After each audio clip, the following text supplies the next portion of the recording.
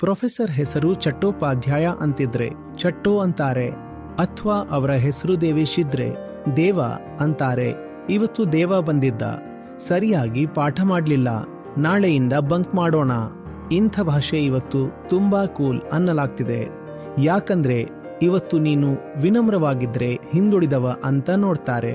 ಇವತ್ತು app, smart, cool ಆಗಿರಬೇಕಂತೀರಿದರರ್ಥ ನಿನಗೆ ಶಿಕ್ಷಕರ ತಮಾಷೆ ಮಾಡ್ಲಿಕ್ ಬರ್ಬೇಕು. ಇದು ಬೇರೆ ಏನೂ ಅಲ್ಲ, ಮೂಢತೆ, ಅಜ್ಞಾನ ಮತ್ತು ಅಹಂಕಾರ ತಲೆಗೇರಿದ ಲಕ್ಷಣವಾಗಿದೆ. ಇದರಿಂದ ದುಃಖ, ನೋವುಗಳೇ ಸಿಗ್ತವೆ ವಿನಃ ಬೇರೆ ಏನೂ ಸಿಗಲ್ಲ.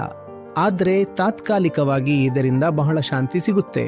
ಕ್ಷಣಿಕವಾಗಿ ಅನಿಸುತ್ತದೆ, ಓಕೆ ಪ್ರೊಫೆಸರ್ ಆದ್ರೆ ನಿಮ್ಮ ಮನ್ಯಾಗ ನಮಗೇನ್ ಸಂಬಂಧ, ನಾವು ಯಾರ ಮುಂದೆ ತಲೆಬಾಗಲ್ಲ ಅಂತೀರಾ. ನೀನು ಯಾರನ್ನು ನಿನಗಿಂತ ಮೇಲೆ ಅಂತ ಒಪ್ಪಿಕೊಳ್ಳೋದಿಲ್ಲ ಅಂದ್ರೆ ನೀನೇ ನಿನ್ನ ಏಳಿಗೆಯ ದಾರಿ ಮುಚ್ಚಿದಂತೆ. ಅದರ ಶಿಕ್ಷೆ ಏನು ಗೊತ್ತಾ? ಜೀವನ ಪೂರ್ತಿ ಕಷ್ಟಪಡ್ತೀಯ, ಆಂತರಿಕ ಬೆಳವಣಿಗೆ ಎಂದಿಗೂ ಸಾಧ್ಯವಿಲ್ಲ.